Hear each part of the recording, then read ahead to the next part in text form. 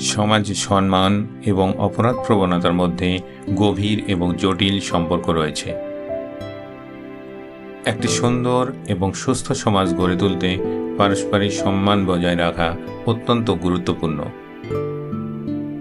তবে বর্তমান সমাজের চিত্রটি ভিন্ন। আমরা অনেক ক্ষেত্রেই শুধু অর্থ সম্পদ এবং সামাজিক মর্যাদার ভিত্তিতে মানুষের প্রতি সম্মান প্রদর্শন করি।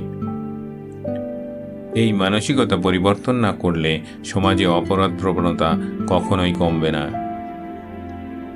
আমাদের সমাজে সম্মান প্রধানত নির্ভর করে মানুষের আর্থিক অবস্থা এবং বাহ্যিক প্রতিষ্ঠানের উপর।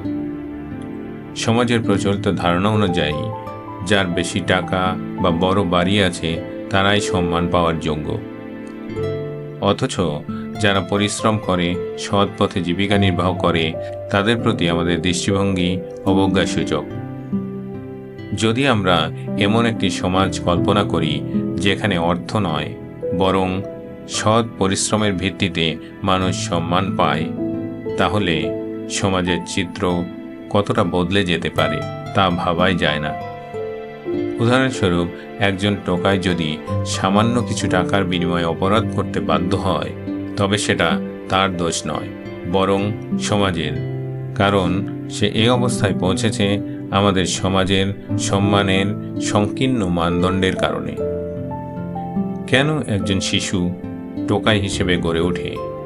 কেন তার মনে অপরাধ প্রবণতার সৃষ্টি হয়? কারণ সমাজ তাকে সম্মান দিতে শেখেনি।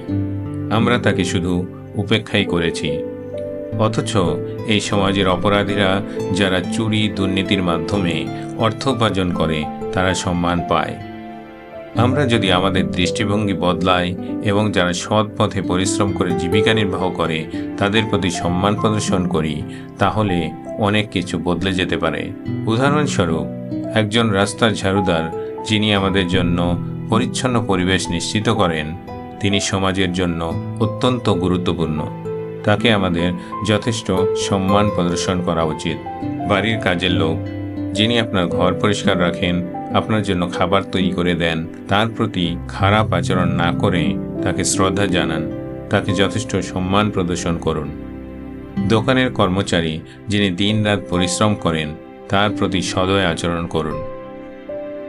সমাজে সম্মান প্রদর্শনের মানদণ্ডে পরিবর্তন আনা কঠিন কাজ নয়। আমরা কয়েকটি সাধারণ কাজ করে এটি শুরু করতে পারি। যারা সৎ পথে পরিশ্রম করে তাদের সম্মান করুন। সমাজের নিম্ন আয়ের মানুষের প্রতি সদয় এবং মানবিক আচরণ করুন। অবৈধ অর্থ সম্পদ অর্জনকারীদের সম্মানিত করা থেকে বিরত থাকুন। যদি তাতে আপনার জীবনের ভয় থাকে, তবে অন্তত মন থেকে ঘৃণা করুন এবং যতটা সম্ভব তাদের সঙ্গ এড়িয়ে চলুন। শুধু নিজের স্বার্থের কথা চিন্তা করে অসৎ লোকের সাথী হবেন না।